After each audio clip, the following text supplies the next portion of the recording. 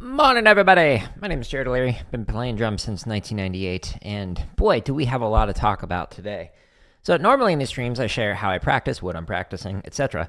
You can find all the prior live streams in this playlist on the tube of you.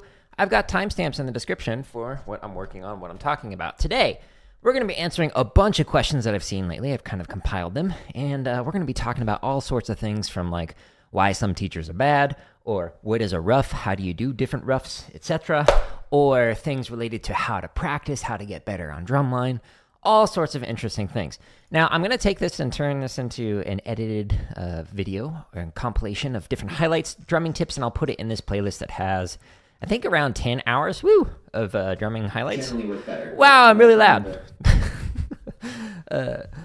Volume's up all the way. So you can find all of the highlights and stuff in here. The ones that say members first will be coming out in the future. And all of the things that I'm talking about in terms of like how to practice, what to practice, exercises, blah, blah, blah, can be found on my home tab of the tube of you, where we got the drumming, the gaming, the computer science stuff. Just simply click on the header and boom, it takes you right to it. Now, if you want to find everything organized neater, just go to the link that's at the top of each video, and that'll take you to where all the chop exercises are, where all the 900 plus grid variations are, all the drum kits, exercises and charts, all the marching bass stuff, all the technique stuff, and then those playlists I was just mentioning. Now, we're going to talk about some books in today's stream, a couple of them. And the very first one I'm going to mention is actually found in here. And if you scroll down to the snare for concert snare, Portraits in Rhythm, this is what we're going to be talking about at the very beginning of here. Now, let me pull this up so I can actually see, the stuff that I want to talk about. Let's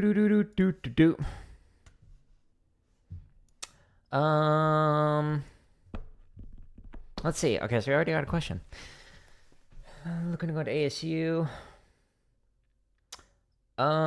Interesting. Okay. Good question. Let me write this down real quick.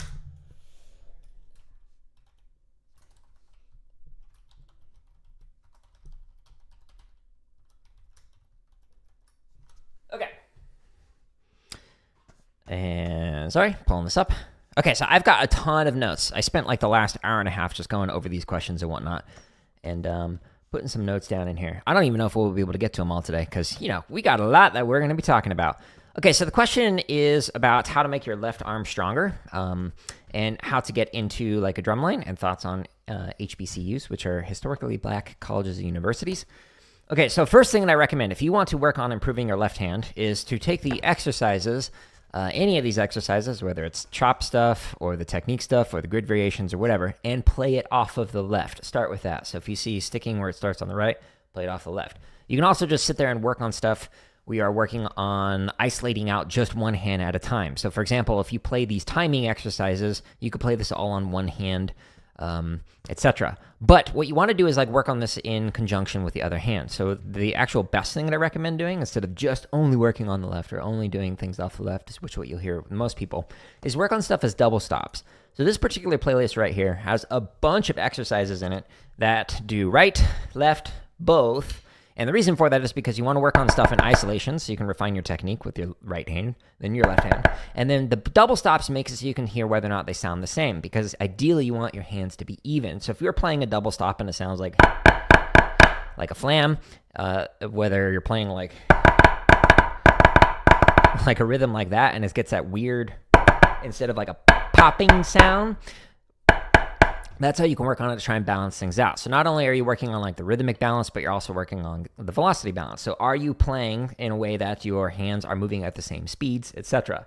So working up stuff off the left, doing endurance stuff off the left, and just sitting there refining it off on the left is great, but the double stops help you out even more. So for example, if you are trying to get your rolls to sound better, this very first one, this one, the first video just kind of demonstrating how to do stuff. But this very first one works on your rolls. So it works on isolating out the right hand, what you're doing in a roll, and then it does it with both hands. So you can specifically hear, does it sound like this? Or do you have both hands playing simultaneously, etc.? Then it does off the left, and then it does it on both. So that's what I recommend for that. In terms of like HBCUs versus historically black colleges, universities versus like more core style groups, like assuming you're talking about ASUs and Arizona State University, that is more core style because of the instructors that teach there on the staff. So they have a background in drum corps. And so it's very different. So one is more on show and entertainment, and the other is more the regimented military-based approach that you'll find in like drum corps. Now, because it is at a university, it's not going to be like ASU is not full on like Riverside Community College where they have like a competitive indoor group, etc. It's different. So it depends on what you want to go for. Like I personally, when I marched, I preferred the core style because it was more precision based. It was more about like playing perfectly rather than playing with Alabama. Okay, I'm not actually familiar with Alabama, Arizona in here, so that's why I assume that. But the core style is going to focus on the precision and whatnot, rather than just like like more visuals and playing grooves, etc. Like there's no right or wrong way of approaching it. There's just different values and whatnot in terms of what you're doing. I like both for different reasons, but I personally preferred to perform in the core style groups just because of what I was doing. Now, I will say when I went into university after marching and while marching in drum corps, I really hated my university experience because it was a lot of people were there to party when it came to drumming, and I just wanted to like get good. So I was forced to be there because of my degrees. So I wasn't a huge fan of it. But what I'd recommend doing is like going to some rehearsals, going to some games if possible, and just like seeing what is it like, what's the vibe like how are people practicing. And does that align with like what you want to do with what you're doing? But don't just think about the drumline experience. Also think long term. So like if you want to become a business person, but you really like to play in drumline, like is the business school good? If you want to do music education, is the music education program good? Don't just think about like just one aspect of the school, but think about the whole thing in general. Good question though. Okay, got another thing I want to talk about. So next thing I want to talk about is ruffs. What are ruffs, etc., etc.? Okay, so let me move that so I can actually see that.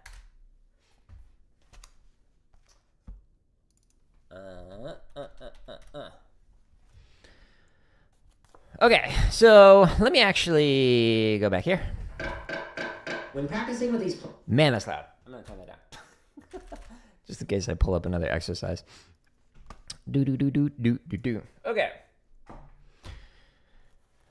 Man, sorry, it just went away. It's hiding. Okay. When you're drumming, we'll have a normal sound. Something like this. You can broaden the sound by adding in a flam. So it makes it a little bit thicker. You can make it even thicker by doing something called a ruff. So something like that. But there are many different types of ruff and many different ways that you can play a ruff.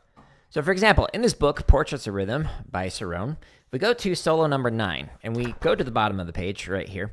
We have a variety of ruffs, 3-stroke leading into a primary note, 2-stroke leading into it, a 6-stroke, and even some 4-strokes right here. So there are many different ways that you can do ruffs leading into the primary note.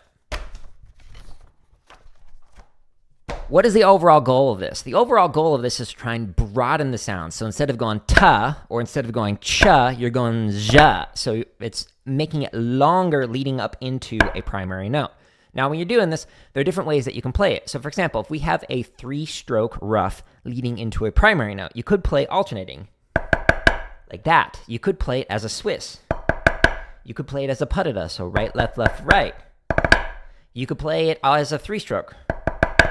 All of these work depending on what you're trying to do. So it depends on the size of the head that you're playing on, the style of the music that you are doing, the overall dynamics, whether or not you're fitting in with other instruments playing similar things in the orchestration, what comes before it, like are you playing 16th notes right before you are supposed to fit in the ruff in between it, etc. There are many ways to do this, including changing your heights. So for example, in concert drumming, you'll often have a grace note where the flam will be half the height of the primary note. So as you raise and lower the primary note, the grace note height lowers as well. This is different than what you might do in rudimental stuff, where you're going to have the primary note moving up and down while the grace note is placed or dropped from its starting position, its rest position, as opposed to raising and lowering at half the height of the primary note.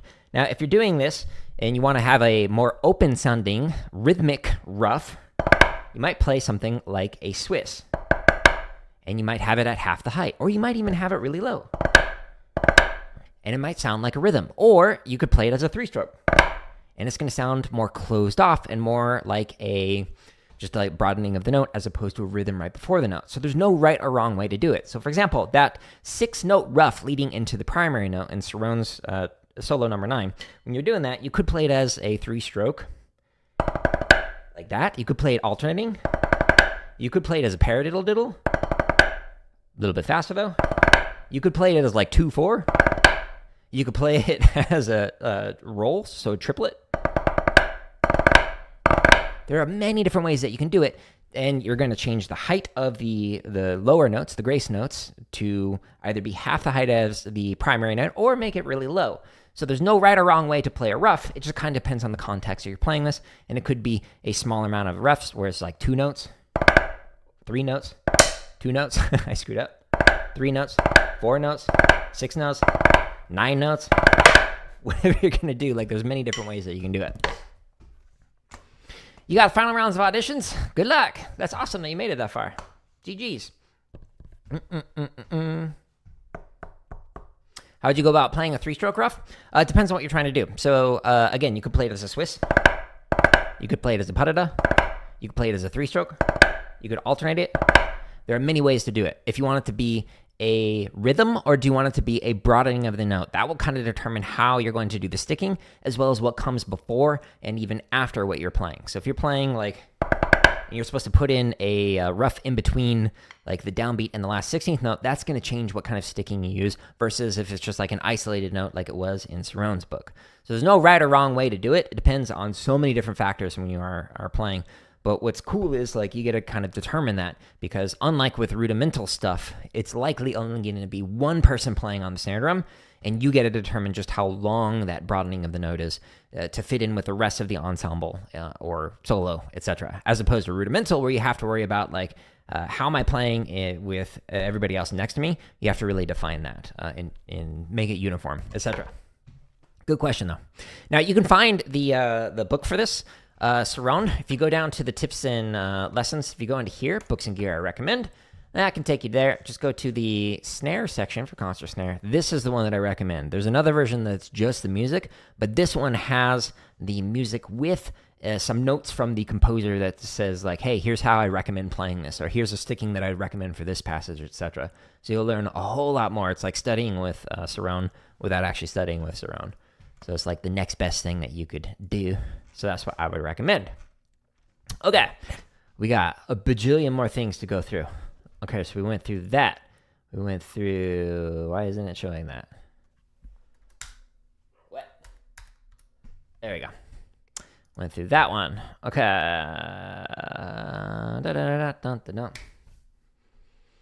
Okay, so this question's a really interesting question. So how do you get into a higher level group like a drumline when your drumline is not very good? Now, I was in this situation when I was in high school where I wanted to perform was at a much higher caliber than where I was studying in high school. So first thing that you need to do is you need access to resources. And the second thing that you need is you need to have a long enough runway. So a long enough time to be able to work on things to improve, to be able to make it into that higher caliber group. So for example, one of the things you can do is get lessons from the staff or alumni or current members of the drumline that you're working on. This can make it so that you can get feedback on specifically what to focus on and get into the little nuances of technique that you might not actually see or be able to notice just by watching like lot clips or taking a look at like the packet, etc. Because the way that everybody approaches like performing and the things that they focus on with and what they're teaching is completely different for every single ensemble. So if you can take lessons from the staff or the alumni, great. I highly recommend that. Another thing you can actually do is to get some feedback from people online. So you can ask some questions. You can go on to like r/drumline on Reddit and post like a video where it just shows your hands playing and be like, hey, can I get some feedback, some perspectives on this group that I'm auditioning for? You might get some vets in that ensemble who would be able to give you some feedback there. But the problem with getting feedback like that from just random people online is some people are some people are confidently ignorant in what they're talking about. So they might communicate something like, oh, you absolutely have to do X, Y, and Z, but they actually have no idea what they're talking about. So sometimes people are really good at explaining things, but they don't actually know how to perform or they don't know how to teach, and it has absolutely nothing to do with the context you're going in. So take it with a grain of salt. Even somebody like myself, even though I have many awards as a performer, as an educator, as a scholar, PhD, music education, blah, blah, blah, blah, blah. What I will teach you might be different from what somebody else will teach you, and that's just the normal part of the process. So no matter who it's coming from, take it with a grain of salt. Even if it's a really good, highly qualified performer and educator, they might teach you an approach that is different than the group that you're auditioning for or the group that you want to make. Another thing that you can do is you can actually attend rehearsals or sectionals and watch the rehearsals or sectional clips. So for example, when I wanted to get into a university that I went to, so Arizona State, so I would actually, my senior year, go to the rehearsals in the evening and watch to see how they were rehearsing.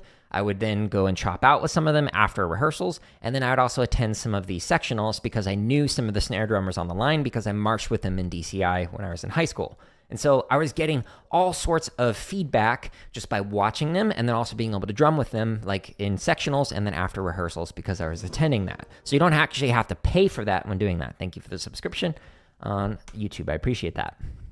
Another thing that you can do is really focus on the daily efforts with not only what you are practicing, but how you are practicing. So I've got a ton of videos like in the drumming tips section down here that talk specifically about how I recommend like practicing a certain amount of time on your technique and a certain amount on like grid variations and a certain amount on chops. So like 50 to 60% of your time should be on the technique.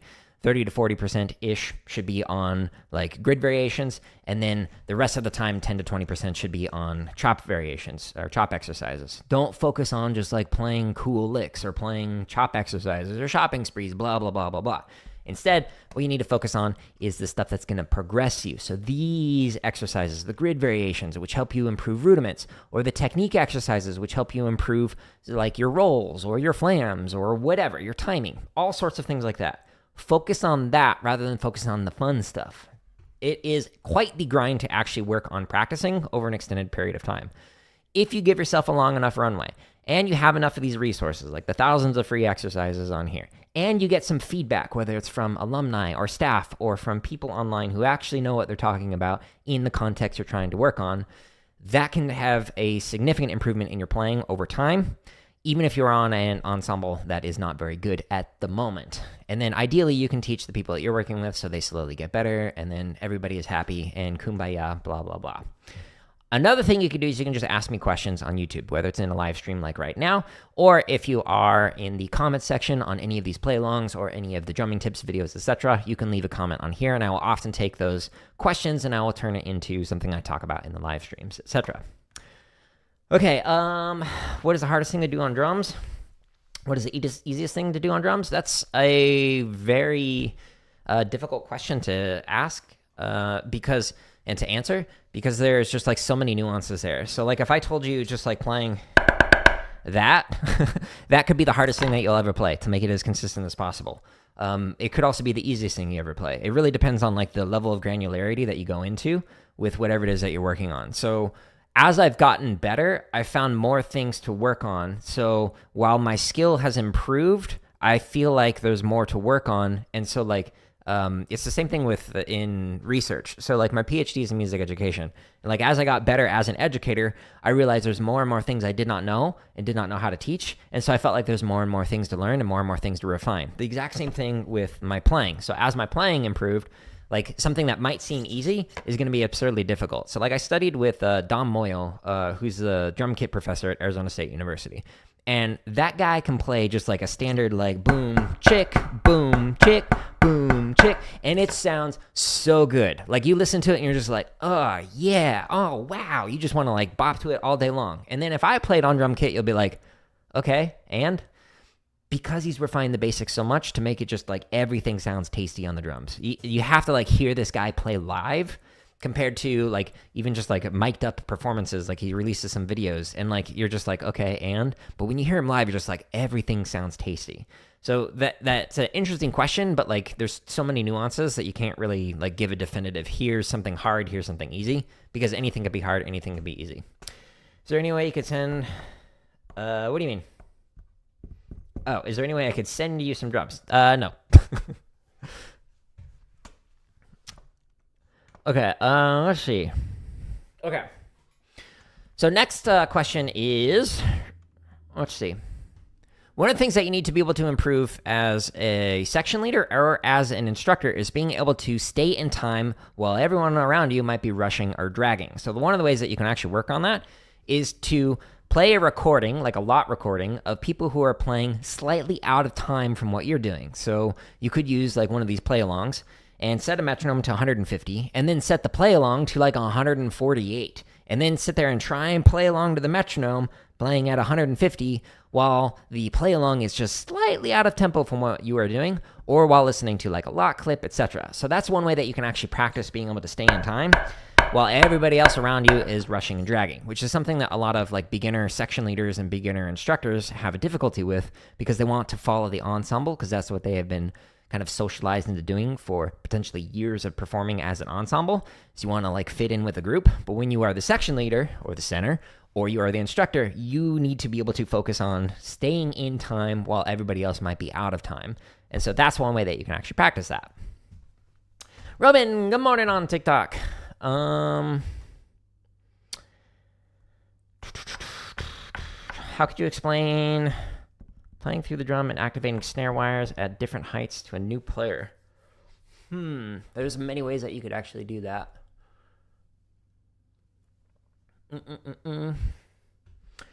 So one of the problems with the way that a lot of drummers talk about things is like they'll use like metaphors or analogies or like little stories to like help you understand a concept.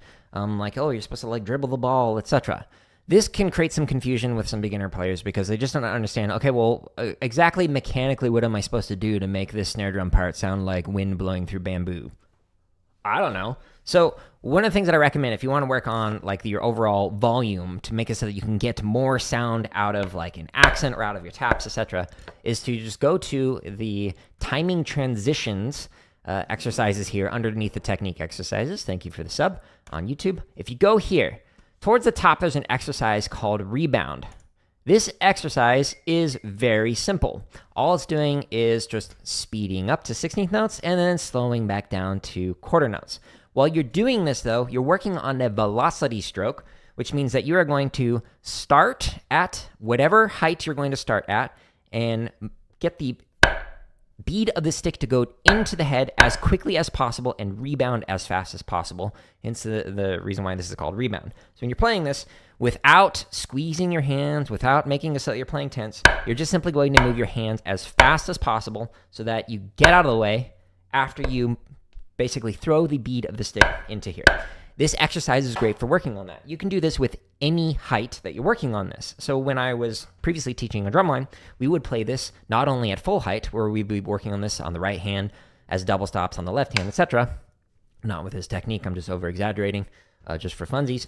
But when we do this, we'd also play it at low heights to work on our taps. So we would try and go from a low height and again, throw it into the head as fast as possible and let it rebound without squeezing the stick. So mechanically, this is how you can work on very fast velocity strokes so that you are playing with a full sound on your taps. Another way that you can work on this, if you want to work on the lower side of things, is to work on some of the endurance and speed exercises, which you can find underneath the technique section. So if you go into here, there are multiple pyramid variations that you can use to work on this, whether it's 16th note or triplet, or even the progressive and regressive double stops, where you will focus on playing with a nice velocity and nice full sound when you are playing at low volumes. So you can start high and then slowly lower the heights while trying to maintain the volume without adding in tension in the hands and whatnot. Hopefully that can give you some like practical mechanical things to work on, as opposed to like trying to explain it through like metaphors and whatnot. Because like when people talk about like playing through the head, that focuses on the downward motion rather than also thinking about the fact that it needs to rebound up. You have to get out of the way. So if all you're doing is focusing on the downward stroke and you stop down here, well, now you got to use your energy to get the bead to come back up, as opposed to getting out of the way of the stick where you're allowing it to kind of naturally rebound off of that. So if you're just talking about downstrokes and playing through the drum and whatnot, there's this tendency where like younger drummers will just like squeeze the stick and like, yeah, I'm going to use muscle. And it's like, okay, the muscles has nothing to do with it. If you look at snare lines for a lot of drum lines, like the top like 10 drum corps drum lines, like there are a lot of skinny people on there who are performing on there, and it has nothing to do with muscle size to be able to get the volume out of it. It has to do with the a couple of things. One is the speed of the stick going into the head, but also how much contact you have on the stick. So for example, if you are holding onto the stick tightly, you're going to choke off the sound as compared to if you move faster and relax your hands. So if you can focus on that, then you can get some fuller sound qualities out of there. You're very welcome. Hopefully that helped. I'm talking fast because I got so much to talk about today. Speaking of, okay, so here's another interesting topic that not a lot of people talk about. So let's get extra fancy here. So let's use a big word or a big term called apprenticeship of observation. So the apprenticeship of observation is this idea in teacher education where teachers are socialized to learn how to teach in a certain way based on how they went to school and the people who taught them. Now, what that has to do with like drumline techs is a lot of drumline techs will teach the way that they were taught, and they won't necessarily question, well, did what work for me? Will that work best for everybody else that I'm working with? Maybe, maybe not. It depends on who you're working with, in the context that you're in, what their goals are, what their values are, etc. Also asking questions like, well, why did the people who were teaching me teach me that way? So sometimes people will teach in a specific way because that was what they were taught. Other times they'll teach in a specific way because they're trying to match it to the people that they're working with. So when I'm working with like a class, whether it's like a general music class or a computer science class, because I taught that as well, or whatever, I'm going to change the way that I'm teaching to work with the different individuals, the different groups, etc. that I'm working with. And that has to do with trying to match what would work best for that particular student rather than just going with like the group like average or the way that I was taught. So what I recommend doing is asking questions like, okay, well, why were my instructors teaching me that way? Why did they not teach a different way? Who else could I potentially learn from? I actually learned a lot from doing Muay Thai and the way that some of the instructors taught Muay Thai. And I was like, oh, that's a really interesting approach to teaching that I can apply into drumming, etc. Some other things that you can do is ask, okay, well, when it comes to performing, how do you know that that technique is true in that particular context? Why are other people playing in other ways? Who told my instructor to play it that way, and how did they learn it? Did they question things? Did they try it other different ways? So like I used to play with a very tight technique, and I had very tight fulcrum, and to the point where like I was originally taught to not move my wrist and hand at all, so you should be able to balance a coin on top of that. And then I had other instructors who taught me, no, your wrist should move. It's okay if your forearm moves as well. But I had some instructors who were like, no, forearm never moves, wrist never moves, you only use finger. I learned many different ways. So the way that I'm teaching now, the way that I perform now, has come from a lot of trial and error and learning from many different people. Some people will also take an educated guess in terms of like, well, what is it that they're going to do in terms of how they're going to perform. Other people will do an approach, if we get fancy here, called grounded theory. So it's based off of the people they're working with. So for example, if you've taught like 10 people how to play snare drum and all 10 of them really responded well to a certain approach, you might be like, oh, well, everybody learns how to do things this particular way. But then when you go to a group of like 100 people and you expand that scope, you'll realize, oh, no, actually that only worked for like those 10 people and nobody else, or nobody else in other contexts, etc. So question not only why you are doing something the way that you are, why your teachers were doing something the way that they were, and why it may or may not work for the students you're working with, but also question why are other people doing it differently with different contexts, with different students, different performance requirements, etc. All of those things can have a profound impact on your own teaching and your own performing. You can learn many different ways to be able to perform something, to teach something, etc. that can make you a better educator, a better performer. And those are some quick thoughts on apprenticeship of observation. Is focusing on technique more important than building chops? Yes. Hands down, technique is the number one thing to do. So when I like recommend like people practicing stuff, like I'll say like 50 to 60% of your time should be on technique exercises, like these things right here. But then I also say like what was it, 30 to 40%-ish should be on grid variations. Now, the thing is, grid variations are also a way to work on technique. So really, like 80 to 90% of what I recommend for people to practice is technique-related stuff. The grid variations are specifically for working on rudiments in context. So you're permutating an accent around the beat. So for example, if we have a diddle, we'll just go with diddle on one just to keep things simple. So if we pull this up and just go to any BPM, which by the way, for the timestamps in the description, you can go to a specific BPM, whatever it is that you want. But for grid variations, you're permutating this. So we have accent on 1 for an entire measure, accent on the second partial for an entire measure, accent on 3 for the entire measure, and accent on 4 for the entire measure. And then it does 4 counts of those, 2 counts of those, 1 count of those. If you do this with any rudiment on 1, so for example, diddle on 1, flam drag on 1, cheese on 1, flam 5 on 1, blah, blah, blah, blah, blah. If you work on those and permutate those accents across it, that's going to significantly improve your technique. However, most of the students that I've worked with have focused on chop exercises, and I was guilty of this when I was like a younger performer. And like we were able to play like really fast licks and like do all the stuff that you might see on like freestyle rudiments, which is like fun to play. But that is like the candy of your drumming. What you need to focus on are the vegetables. You also need to focus on like the protein and the carbs. You can't just focus on the sugar that you're going to get. The sugar, the candy, are the chop exercises. These are fun to play, but there's a reason why I only have currently 55 of those, and I have like over 900 grid variations, and once I schedule it, we'll have over 250 technique exercises. It's because these are more important, and I want to get these out sooner before I make more chop stuff, because this is what really sets you apart. I also recommend spending the majority of your practice time practicing slow so you can refine techniques. So yesterday I did a stream where I worked on the chug variation where it was flam accents into single double. So 1E and a 2E and a... So singles into double strokes. But the stream messed up, so it ended up deleting it on YouTube, which was a bummer. But when I started it at 40, and I went all the way up to 100, and it took like, I don't know, 45 minutes or something like that to be able to get from 40 to 100 beats a minute.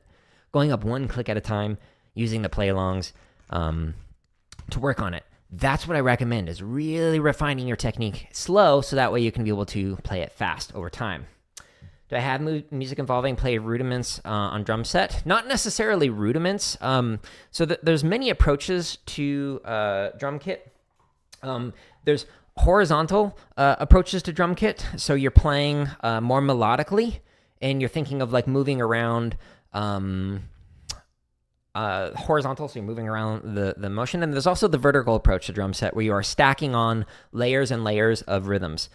So I have focused on both in different ways. So some people focus on beats, where they will play like some of the books that are down here under tips and lessons. If you go into here, there's a lot of books in here that focus on beats, like future sounds. Like it shows you like how to play specific measures, or even like the Afro-Cuban rhythms, or Advanced Funk Studies by Latham.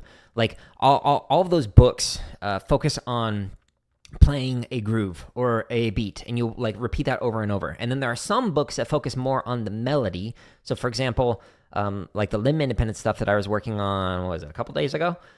Like 50 Ways of Syncopation by Don Moeller, and then Gary Chester's books, New Breed 1 and New Breed 2. Those are two things that focus more on the melody rather than the beat. And so it depends on what you're going with. But rudiments in general, like a lot of the rudiments that you'll see on here, you don't really need to work on with drum kit. Like maybe I don't know, Chi Chicago sounds good when you split it between the ride and the snare drum.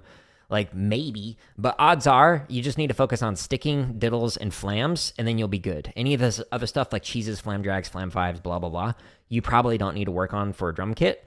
So you could work on just like the top row of the triplet and the top row of the 16th note, and you'll be golden for drum kit. But there's many approaches to drum kit to work on. I personally like the challenge of the limb independent stuff and like the more melodic approach to drumming.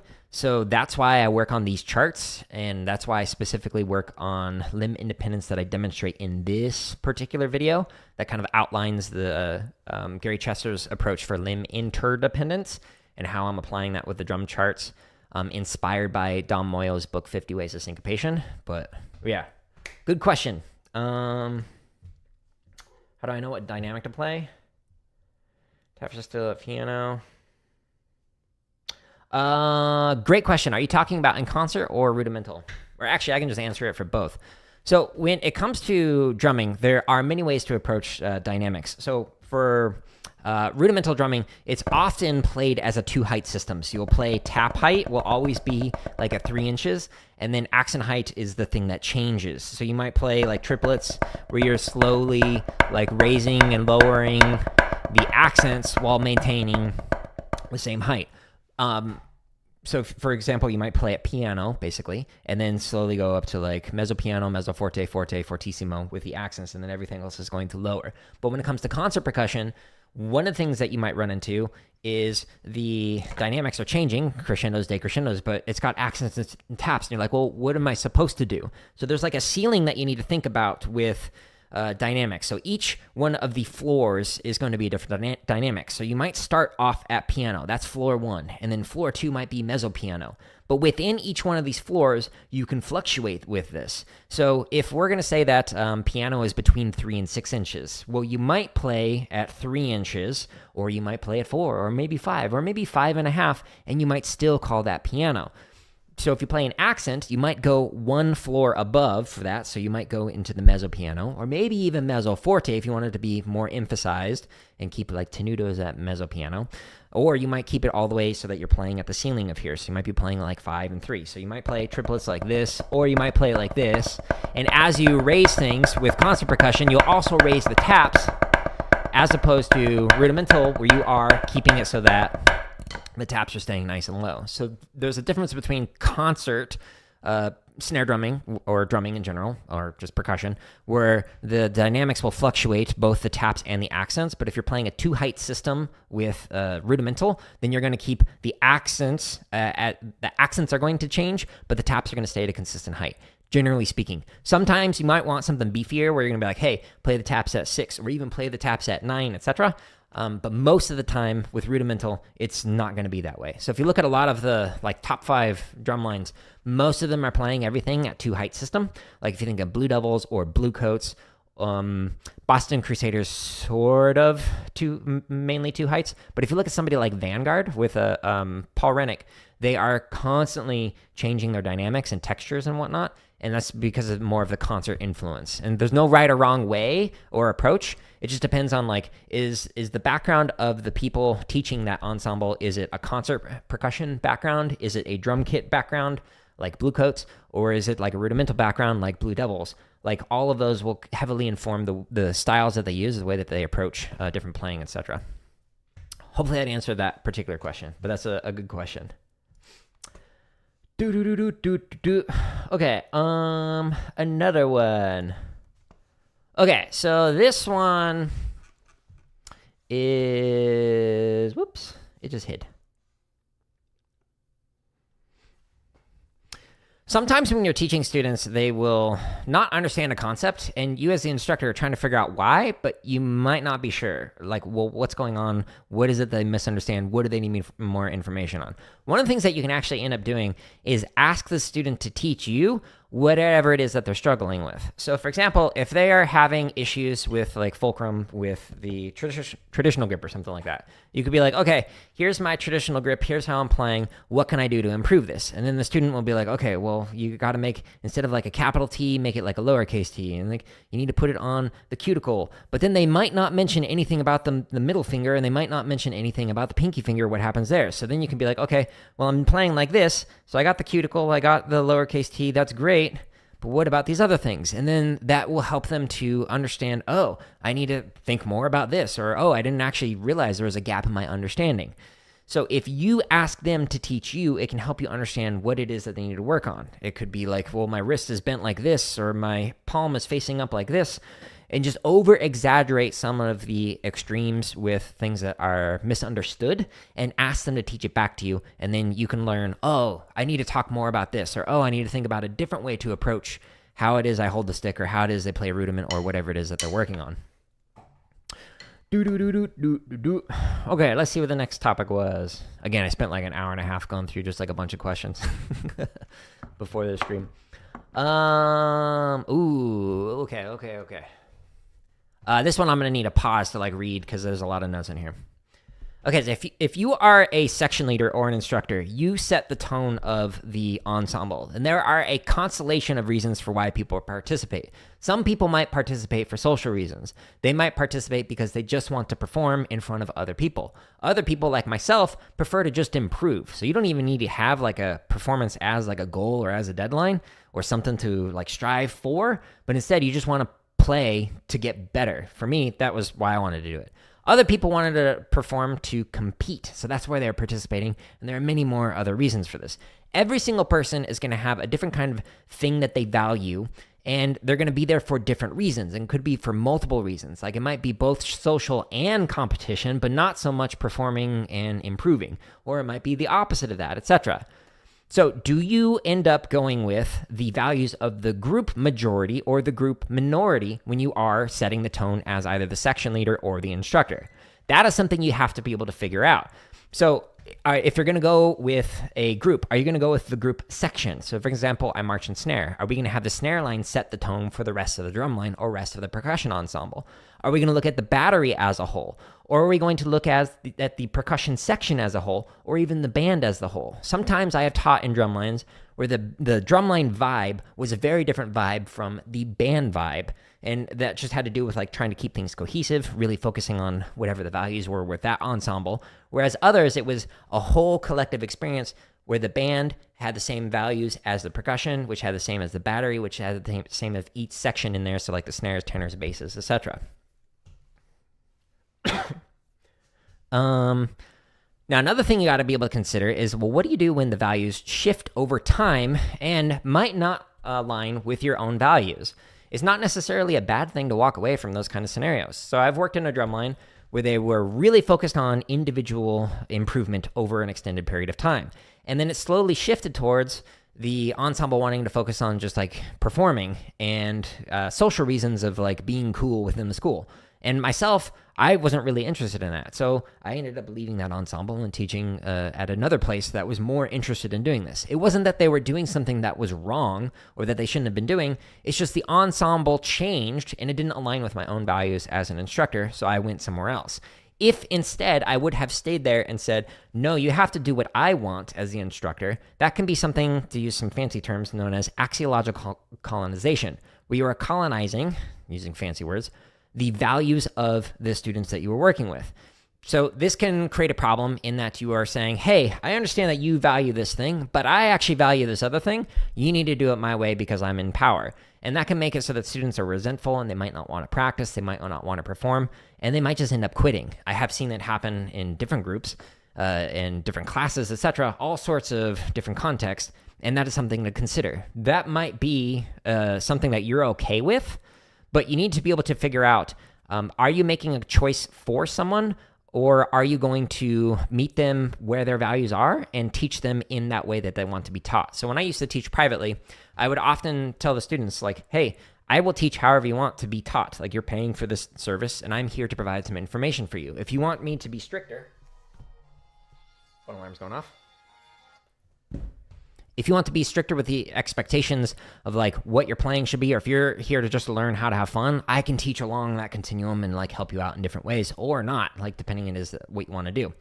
There were some moments where it's like, okay, well, you say you want to do A, B, and C, but what you're doing is like not going to actually get you to A, B, and C. So here's what I need you to work on, and here's what I need you to focus on.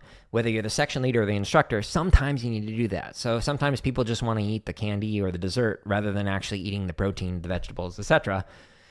But you have to figure out, what are their goals? What are your goals? Do they align? Do they misalign? And what are the things, the steps that you need to be able to do to get towards those goals and like help the students along that particular path? Some people might end up quitting if you end up going in a different direction, regardless of what direction you end up choosing. Some people aren't going to be happy with that, and that's just kind of like a normal process or a normal part of things. And then other people are going to be very happy with it. There's no right or wrong way to do it, but it's something to think about, is what kind of approach am I going for, either as a section leader or as the instructor, and how's that going to impact the people that I work with? And it could change over time. Like, some people come into the program and they're just like, I'm just here to have fun. And then they really get into it and they're like, no, I want to compete. I want to become the best. And that shifts over time. That can happen with the individual and it can happen with a group. That's just normal. Okay. This one's funny.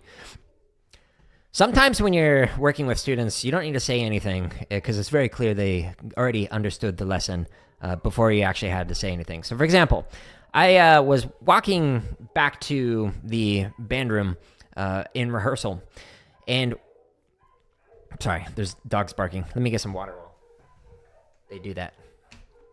You can probably hear it.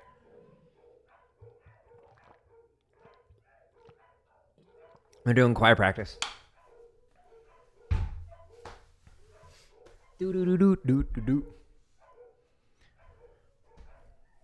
Okay. One day I was walking back from the band rehearsal, and I was walking towards the band room, and the parking lot in between the two spaces was at a decent slope, all on asphalt. The pit was trying to get back fast, and they had these giant carts that held like the vibraphones, the marimbas, etc. on it, and they were hauling booty. They were running with the carts, pushing a cart that had multiple like vibraphones and xylophones on it, and they hit a speed bump, and they hit it in such a way and at such a speed that the vibraphone flipped off of the cart and landed face down on the keys on the asphalt and slid and grinded for multiple feet right in front of where I was walking. What did I do as the instructor in that moment? I watched it, I turned, and I kept walking. Why?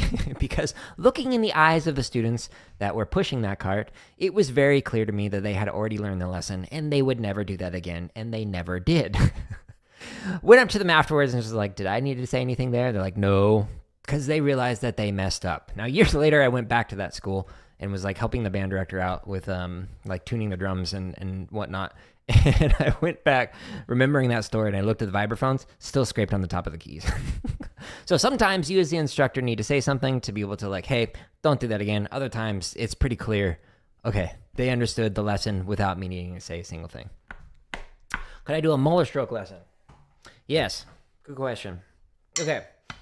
So there are many different ways that you can play the drums. Some people use finger only where their wrists are not going to be moving. Some people will move it so that it's wrist only, but their forearms don't move. And then other people will move so that the forearm, the wrist, and the fingers will move. What you end up doing is kind of up to you. But Moeller stroke is an approach that allows for more forearm motion.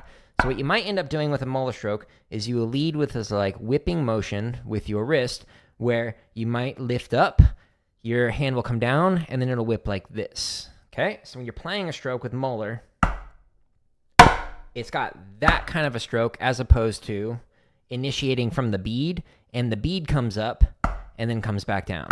So a Moeller approach might initiate where the wrist moves first, and then the bead is following that approach, as opposed to the bead starting and the wrist then bending after the fact. So it's just kind of like a flipping the order of operations with it. Now with Moeller approaches, there are many different like technique exercises, like the accent tap exercises on my website that you can use to work on this. Specifically like the upstroke grid variations, fantastic exercises for working on this. But if you're doing Moeller, what I recommend is starting with like a low volume stroke and then slowly adding in an accent that gets louder and practicing it in a way that you are initiating with the wrist moving and the bead following after the fact.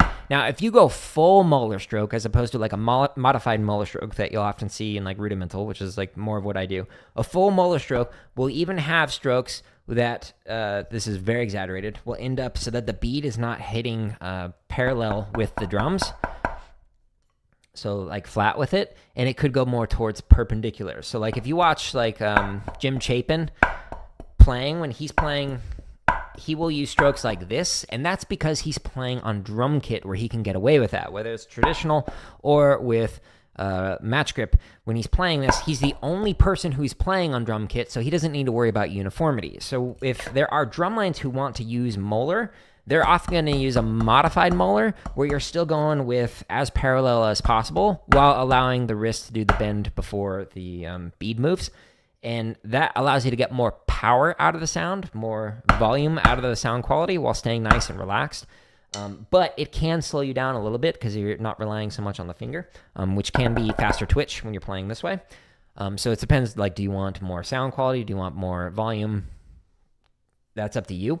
But with Moeller, The modified Moeller is like this, and then like a full Moeller, you're okay with the stroke hitting more like this as opposed to more like this. That makes sense? Good question though, Dion. Whoa. We're going back there. Let's see. You're very welcome. Good question. Are there any resources that I utilize or recommend to get better at marching? Good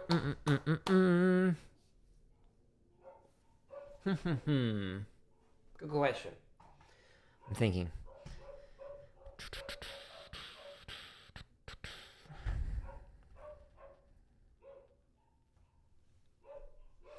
Marching is difficult for percussionists because you often are unable to take like the drums home, like especially if you live like in an apartment complex or something. Like you need to go travel to like a field where nobody's going to be annoyed by your practicing, and you need to be able to check out the drums because odds are like you don't own a set of tenors or bass drum or whatever. So when it comes to like trying to improve your marching, there's the full hyper realistic where you're using an actual drum on a field and practicing, and then there's like the other end of the continuum, which is where you are mentally practicing and trying to get better, and then there's like in the middle where you're kind of like doing a hybrid of the two where you're like kind of playing but like not with the actual drums on, so like maybe with a pad while moving, etc. So let's kind of talk about each one of those. So if you are trying to improve and you have an actual drum, you can go through drill exercises where it's like, I'm going to play basic stuff like chicken and a roll or just like triplet diddle or accent tap exercises, and I'm going to move forward 8, move backwards 8, and I'm just going to keep repeating that over and over, and then maybe do it in like a plus sign drill or like a diamond drill or a box drill where I'm going to move forward for 8, move to the right 8, backwards for 8, left for 8, and just align whatever your motions are with the music that you're practicing, and then go, okay, now I'm going to go the other direction so you can work on your transitions from going sideways to front and back, etc. That's great if you're able to work on that with that. Just come up with a very simple exercise. Do it ideally on a field that has the markings, or mark it off with like some spray paint or some cones, etc., and like work on it that way. On the other end of the continuum, where you're working on things mentally, is you can sit there and practice and visualize yourself doing it. You often see a lot of like horn lines where while they're in the lot, they will like change their body position and like do like step offs and things like that. They are trying to visualize what their drill is while they are working on the music. You can do the same thing with drumline.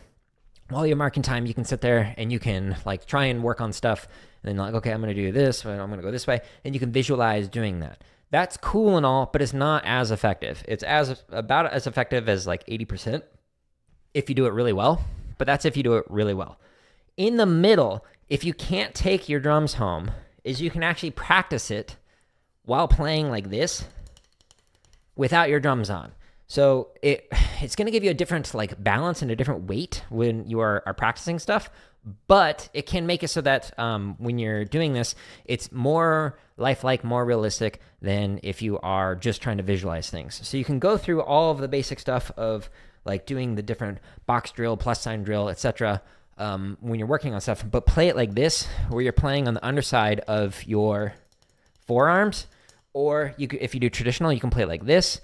If this does not feel good, so don't play very loud, but you can work on stuff. You can also play without sticks and just practice doing this. If you work on wrist technique, then this is a great way to work on stuff, etc. So you can move while you're basically drumming on your chest, on your stomach, on your forearms, etc., and try and like get as close to drumming while moving as possible. The thing is, you have to find an open, flat space to work on it.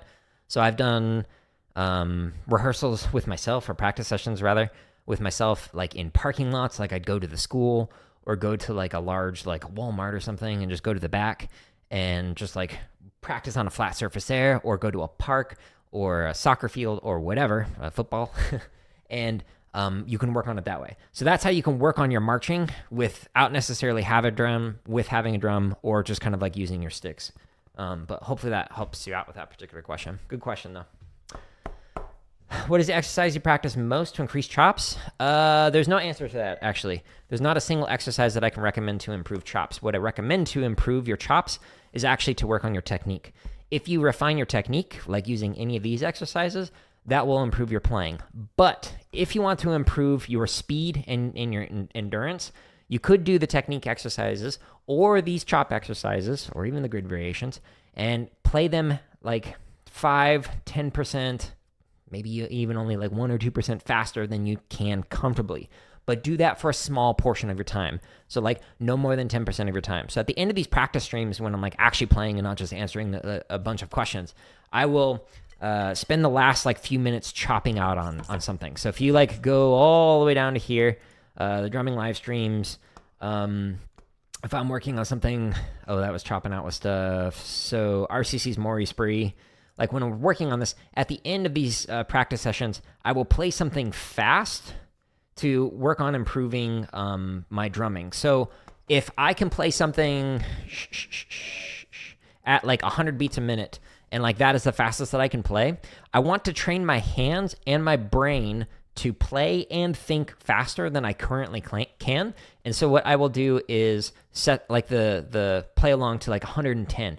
And even though it won't sound great and the technique won't be there and the sound quality won't be there, it's, again, training my hands to play faster, training my brain to think faster, so that way I can get just a little bit better. But after I spend that, maybe 5 or 10% of that time working on that, the next practice session, I will come back and find some of the errors that I had in that time. Let me rephrase that. So in that like 5 to 10% of like practicing faster than I can comfortably, it's going to highlight some areas of need where I need to improve my technique, where I'm like, oh wow, I like really tighten up on my fulcrum when I'm playing this. What can I do to improve that? And so I will slow it back down again, so like maybe down to 40, and really just kind of like work on that gradually to get better at improving it, and that will improve my hand speed over time. So the biggest factor for myself with like improving my speed was not like working on chop exercises, but working on them slowly and refining the technique with like absurd level of obsession in terms of like trying to refine the motion and the mechanics to make it so that I could play faster and more relaxed. It's not just about like speeding up the hand, because then people will try and like, I'm going to muscle it in and get faster. Like that's not going to end up working for you in the long run. Only do that like 5 or 10% of the time, etc. Thank you for that notification, TikTok. I appreciate you. Let me do that real quick. Okay. Have I marched DCI, WGI? Yeah, so instead of going to /drum on my website, if you go to /CV, then you can see my full CV. But yeah, so like I have a bachelor's, master's, PhD in music education. I've published and presented a bunch. I've marched. I did 4 years in high school, 2 years in college, 5 years of drum corps. In drum corps, my 5th year, I got into a car accident and couldn't march years 6 or 7. So I would have had 7 years in drum corps. I taught at a WGI group that's turned into dark sky percussion. So that was a long time ago, though. But I stopped teaching, 2012, was it? Maybe? Drumline, that is.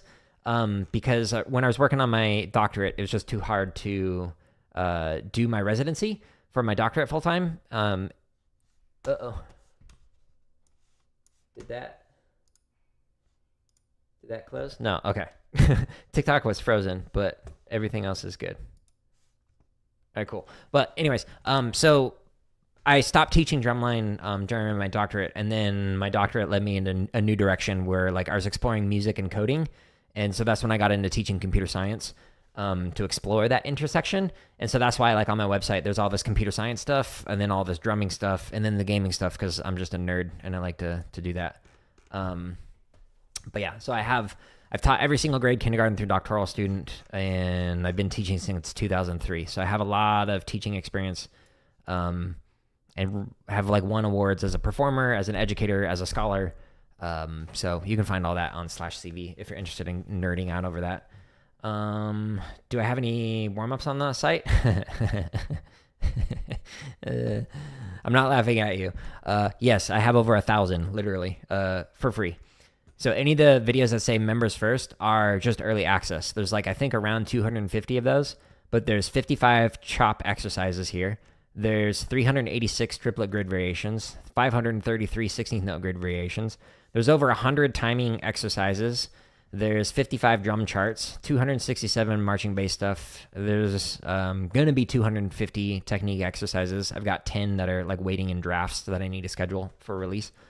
And then there's like all the drumming tips and stuff. So literally over 1,000 free exercises. And since they're on YouTube, if you don't want to go to my website, which like this is where it's organized neatly, but I understand some people just prefer to stay on platform.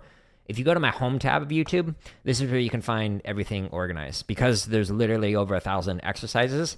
And I also create the gaming and the computer science stuff. The home tab has it organized here where you can just click on the drumming content header and it shows you just the playlist for this. So like these are all the drumming playlists that you can find. And yeah, so there's literally over 1,000 exercises on here. And for every single one of these, if you go into any one of these play-alongs, the reason why they are multiple hours long is because when you click on it, like, for example, I don't know, advanced stick control with filler. This is one of my favorite variations. If you click on any one of these, you go into the timestamps, and it has BPMs with timestamps. So this one starts at 20 beats a minute, and it goes all the way up to 160 beats a minute, every single click in between. So if you wanted to like practice this at 77 beats a minute, then boom, you click on it, and then it starts tapping you off. So yeah, there's more stuff here to keep you busy than you could imagine. There's, I think, 2,600 hours of content? Something like that? 2,700 hours. So lots of stuff. Are there any full length solos that you can play? No, I never really focused on that stuff. I was going to do I&E, but then when I got into that car accident in 2005, because I wasn't going to be able to march those last 2 years, I didn't do I&E, and so I didn't do that. But like I've learned some stuff by like Sapodin and like Jeff Queen. For tenors, like I'm working on some stuff by Bachman, but like I never really focused on the solo stuff. I did do, like, for concert stuff, like, went through a lot of the stuff from Cerrone, and then De La Cluse, Doze Etudes, and then, like, Kais Clariana 1 and 2, things like that, for, like, concert snare. But most of what I do is not related to that, because it's just, like, it didn't interest me as much. Like, I don't play the licks. I don't play solos. I prefer, like, working on technique, which I know is super nerdy. How do you go about creating a spreadsheet to utilize in daily practice? Notice that you were using one in one of my past streams. Oh, yeah. Yeah, let me pull it up. So, drumming progress journal is what I called it.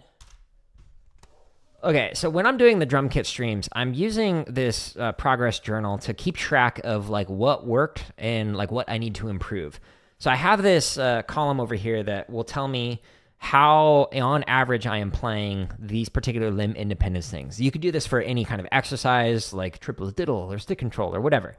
And so you can just write them down. What are the names of the exercises? And then you can keep track of how you're doing over time. So like for these, I'm mostly playing technically proficient and musical. But the ones where my overall average performance is just meh or needs a lot of work, this is the stuff that I sit and focus on. So what I end up doing is, if I expand this, I'm keeping track of whatever my starting and ending BPM is, the quality of the playing. So for example, did it need a lot of work? Was the overall quality just meh? Was it technically proficient? So was I playing the ink on the page, but not necessarily making it sound groovy like on drum kit? Or was it musical? So this is just kind of like 4 categories that I use to kind of like keep track of like overall how did it sound. For rudimental, you might do something a little bit different. Or concert as well, and call it whatever you want. But I also keep track of like, how did I feel while doing this? Was it out of control? Was I bored? Was I making progress? Was I having fun with it? Was it pushing my limits, etc.? If you keep a spreadsheet like this, over time, it can show you making progress on something like, okay, well, if I played this at 80, how did that sound versus if I slowed it down? Oh, well, it sounded better because this is technically proficient when I slow this down, whereas when I was playing at 80, it needed a lot of work or was just kind of meh. So when I slowed it down, it got better. And then I started to speed it up and it became more technically proficient. So I was able to keep track of like, am I getting better and am I getting worse on whatever it is that I'm working on over time? This is a great way to work on like keeping track of things, especially if you get lost in the daily grind of things. Like if I'm practicing something every single day, I'm not necessarily going to notice the improvement over time. Like, oh, I didn't realize that over this 6-month period, I actually was able to play this thing 20 clicks faster, and the overall quality of the playing was like a 7 out of 10 as opposed to like a 6 out of 10. Like, you'll be able to notice those kind of like improvements by looking at the macro data, but when you're in the daily grind, you're not able to see that sort of things. So one of the things that I do personally is like a quarterly review to like check in on like, how is my level of anxiety, or what is my like performance level on like a flam or whatever. Like, you can do this for all sorts of things, whether it's life or with drumming. So if you do a quarterly review, one of the things you can do is like not only look at the raw data, like using metrics like this, like, well, how are things? Is it getting better over time? Is it getting worse over time? But you can also pull up videos of yourself if you like every single quarter, record yourself playing the same thing to see, have I made progress on this? So one of the things that I did when I was a band director is I actually recorded my ensemble using my phone and recorded their very first time playing hot cross buns. And it sounds like a train, like quite literally. It's just like, Rah! It's horrible. And it's my ringtone because I think it's hilarious. And also it's motivating. What I would do is at the end, the very final concert in front of like their parents, I would pull out the recording and I would like play it on my laptop, and the parents would be like, oh my goodness, that's what they sounded like on day one. And then we would, as an ensemble, play it for them to show, look how much better we sound over this course of the school year or semester or quarter or whatever you want to do for your check-in on it. But that makes it so that you can have like direct comparison. Like, if I'm performing something 3 months ago versus today, how are things in terms of how they sound? So like, somebody was asking me a question earlier about like what's easy and what's hard on drums. And I was saying that like, as I got better, I noticed more things to work on. The same thing is going to happen with your performing, and you can get lost in that sauce. So if you are practicing and you are getting better as a performer, you might not think you're getting better overall because you're noticing more things to work on that you didn't notice previously when you were at a lower skill level than you are at a higher skill level. But if you use those recordings of yourself performing something, that can give you like a direct comparison. Oh, like 6 months ago or 12 months ago, here's what it sounded like then, here's what it sounds like now. That's a huge difference, etc. But that's a great question, and I'm glad you noticed this spreadsheet. It's been very helpful for keeping track of my playing, especially because like with limb independence, like there's 51 variations at least on here. And so I forget like, how did this sound like a few months ago versus today, etc. Let me get some water real quick. Let's see here.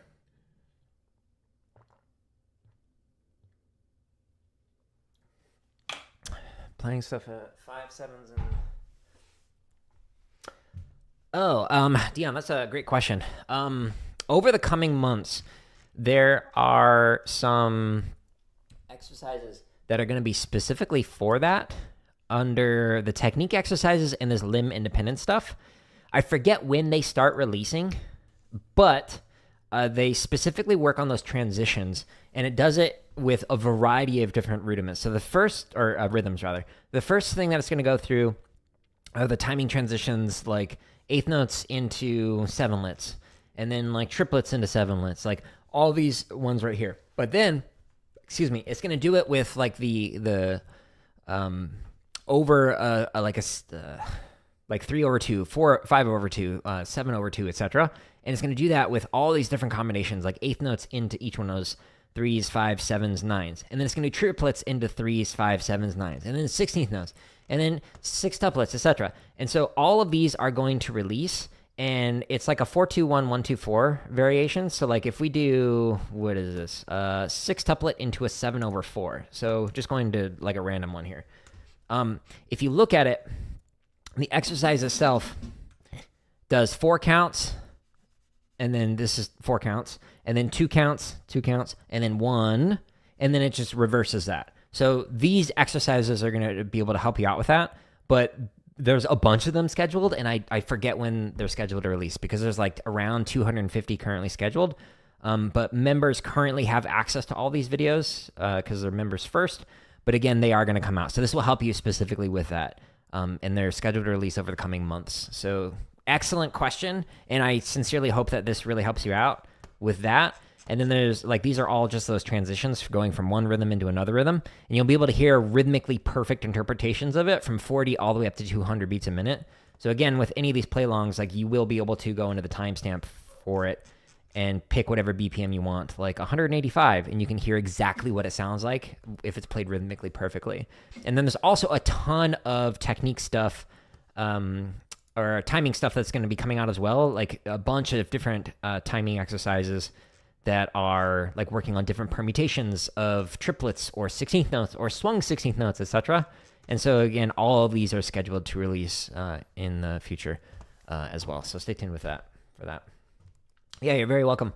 I don't want any of this stuff to be behind a paywall, just for clarification. The members first stuff is when I originally had like 50 of them scheduled. I was like, why don't I just like do this? Because I don't want to release them all at once. I've had people just like unsub, like, dude, you released like 30 videos in one day. And I'm like, yeah, you're welcome?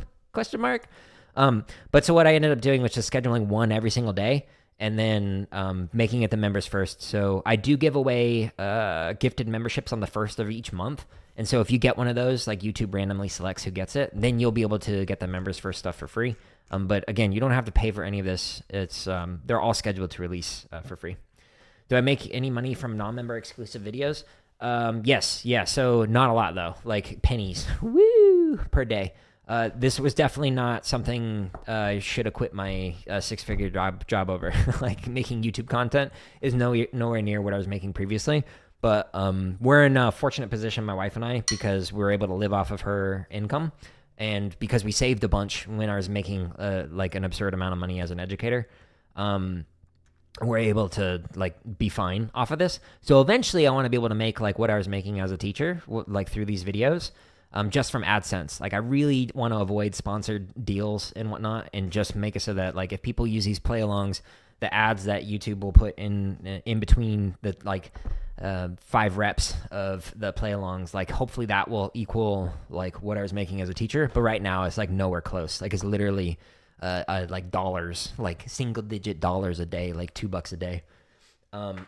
Like as an example, I actually talked about this in somebody on Reddit was asking like, hey, is it worth it to make these videos?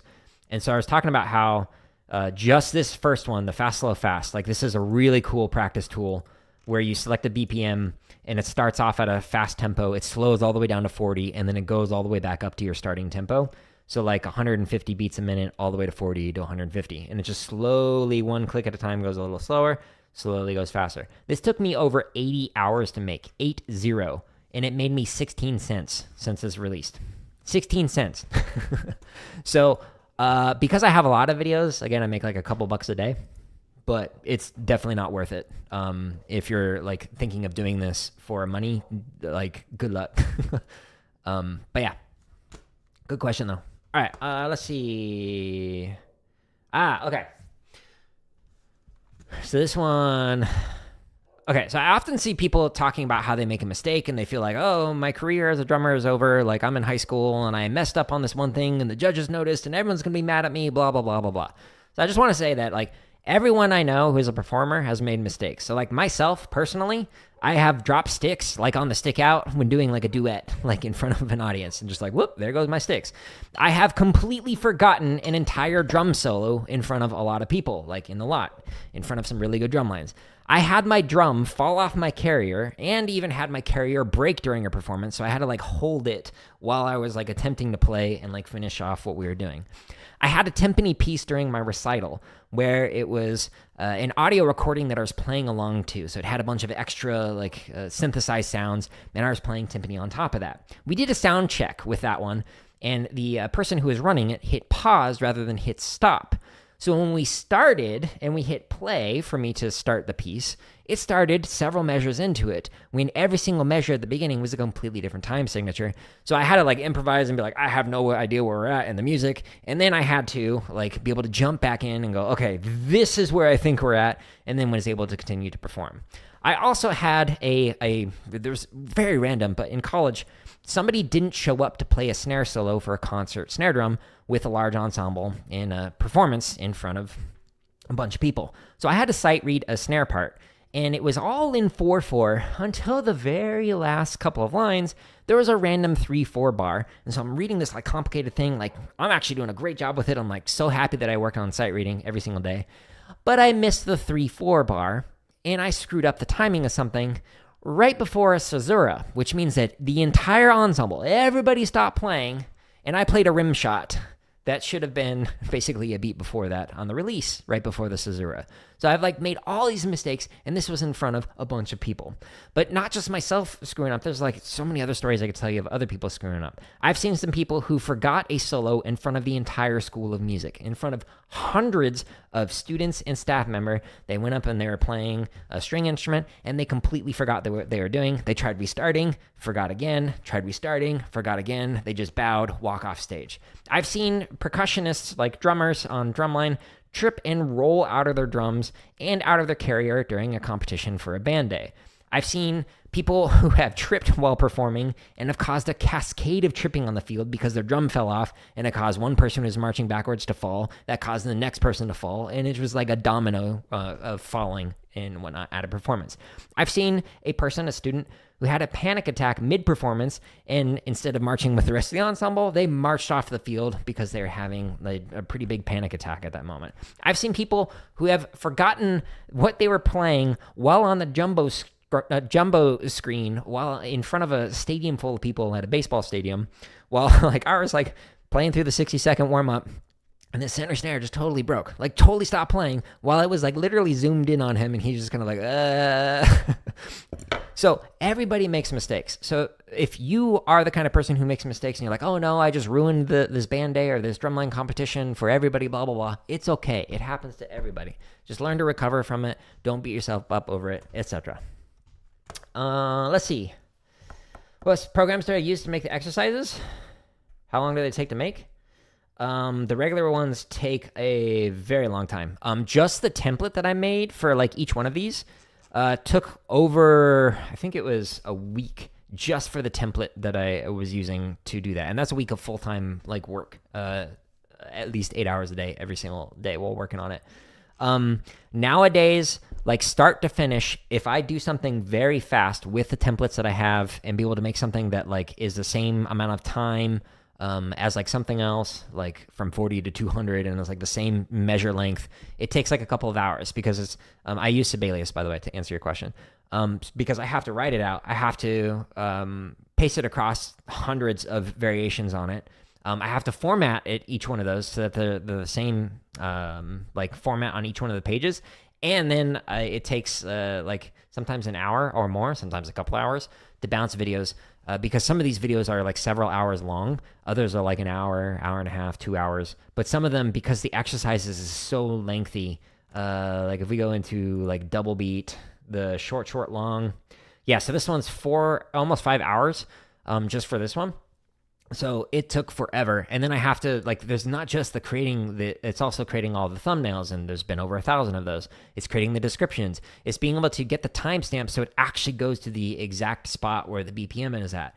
It's like for the AdSense for YouTube, since I was mentioning that I've made pennies off of these, like I have to manually insert every single ad in between the tap offs, because like when YouTube auto predicts it, it literally goes like in the middle of like the exercise. So for all of these, I have to like manually go in and adjust that, and it takes an absurd amount of time. So like this is my full-time gig is like the streaming stuff I do just to kind of answer some questions and help out. But the rest of my day, 80% of my day, is like working on all of the back end of like creating all these exercises and then video edits and whatnot. Like to make all the stuff from the live streams into the drumming tips, like to this condensed, like this stream today, it's going to take me several hours to go through and like edit these down into smaller clips that I turn into the drumming tips section, which I then turn into shorts, which I then share on like TikTok, on Instagram, Twitter, on YouTube, etc., all of that. So like it takes a lot of amount of time. So whenever anybody asks like, oh, can I do something like this? I mean, yes, you could, but like the amount of time it takes is absurd. And like I just happen to really enjoy all of these aspects of it, whether it's the teaching side of things or the writing music side of things, because I'll often put on like a podcast or even a movie when I'm doing it, because it's like tedious work. And like I enjoy all that kind of stuff. I even really enjoy video editing. And it works out great for me, but it is not easy at all. Which is why I do appreciate when people just share these resources with other people. Oh, hey, yeah, I'm genuinely happy to hear that, Dion. I get I get some people who are struggling and could desperately use a therapist. And sometimes it's hard to not focus on those rude comments and just like grotesque comments that I get, especially on the gaming stuff from people. So it's nice to hear like, hey, this is helping me with my performing, or this is helping my students with their performing, or with my teaching, etc. But when people come by and like ask good questions or post those in the chat, like I'm just happy to hear that. That's good. Good to know. It's motivating. Okay. Man, I've got, let's see. I've already gone, I usually try and keep these to an hour, and I've got topics like why some music educators are bad educators, how to be competitive in multiple activities. Can you even do that? Challenging yourself with harder content, how to work on 3 drum sweeps on tenors, how to teach younger percussionists, straight fingers, is that bad technique? Inequalities in the performing arts, all that stuff. I think I'm going to save that for another stream. So maybe we'll do one of these, not tomorrow because I won't be streaming tomorrow, but maybe I'll do it on Monday or something. How do I come up with the exercises? Do I pull from any books? So when I first created my website way back in 2003, I created it because I wanted to share resources with the students I was working with, teaching privately on like the weekends and stuff. And so I was like coming up with exercises that would help them with specific problems. And then I started to curate a bunch of different exercises from other people, like Blue Devils and like Vanguard, etc. And I obtained copyright permission from all these different composers and whatnot. And people would like send me things to like, hey, can you put this on your website? And I ended up getting like a ton of traffic to the website way back in the day of people who are interested in that kind of thing. But then I switched domains and I lost all of those emails that gave me permission to share that stuff, and just lost all of that content. So when I like lost all that, I just kind of had to take it off of my website. And when I finished the doctorate and was kind of missing working with drumline related stuff, I was like, what could I do that was similar to what I was doing before, to be able to help out the community and like get this like, because I was doing computer science stuff for several years, like to be able to teach drumming and like get back into playing again. And so I started writing out these as play-alongs. And in terms of how I'm coming up with it, I'm constantly inspired by like other things that I see.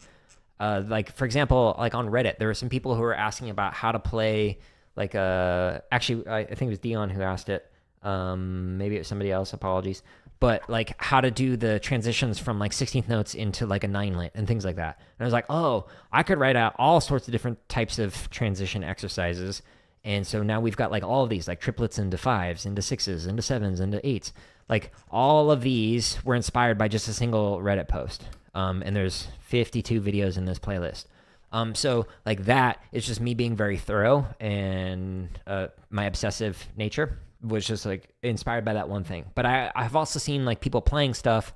Like there's a video that I saw of Rennick, Paul Rennick, showing like a fulcrum exercise. And I was like, oh, that's really interesting. I could totally work on like that with accent taps. So I think it's in this playlist. Yeah. So I came up with 4 variations based off of seeing a single video from Paul Rennick showing like a fulcrum exercise. And so like a 4-2-1, like this pattern. So you're playing, and then going into triplets,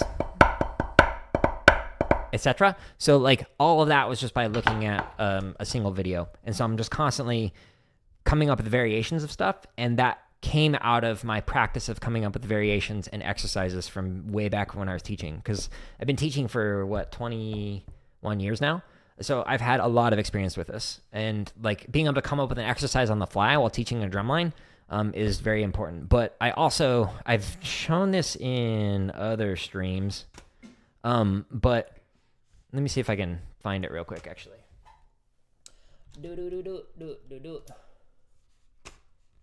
me a minute. Sight reading.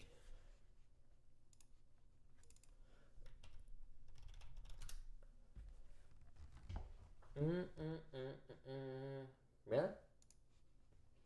Not there?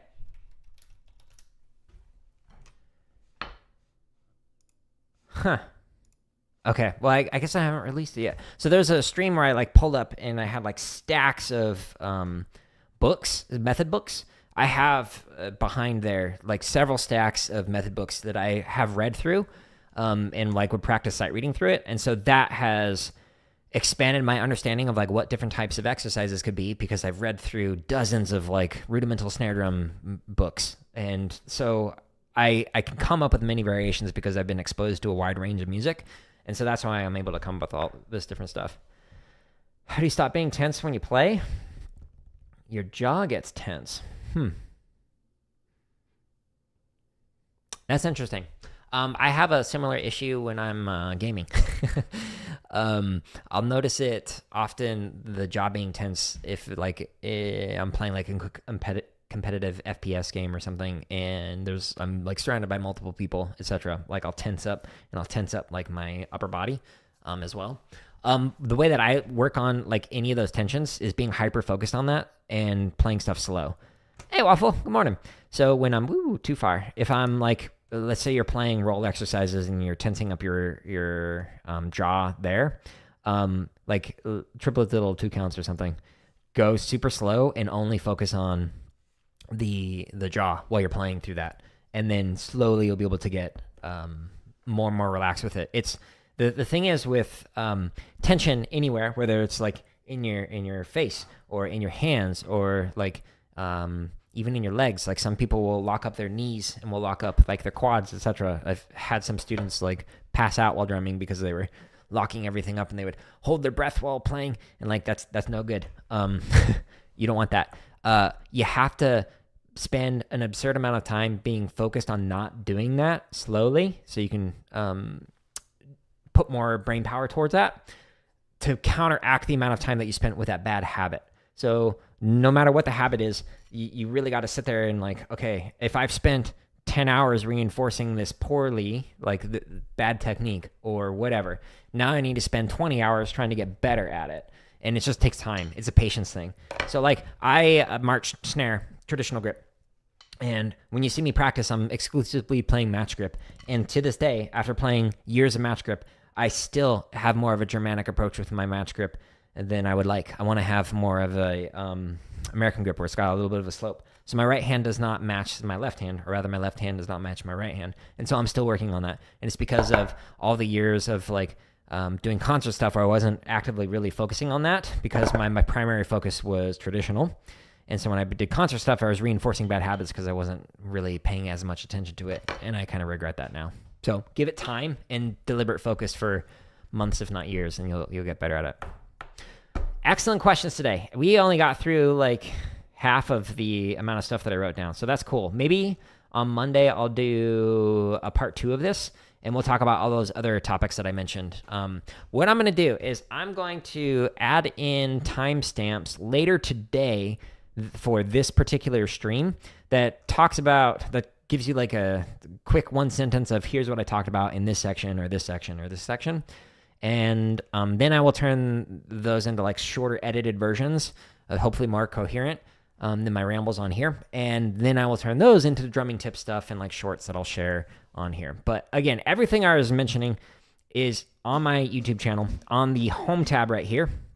Just go to the drumming content, click on that header, and that's where you can find the thousands of free exercises and drumming tips, etc. If you like any of this content, just share it with somebody else. Just use it with somebody else. It does like genuinely help me out, because the algorithm's like, oh, somebody really enjoyed this, I'm going to share it with somebody else, which helps me. But I'm gonna tear this down, and I'm gonna get ready actually for what's the name of it? The Plucky Squire, which is like one of the most creative games I think I've seen in years. And we might try and beat that today. But no streams tomorrow. Taking the day off, but we'll be back on Monday. Excellent questions, and thank you again for everybody stopping by. And I hope you have a great rest of your day.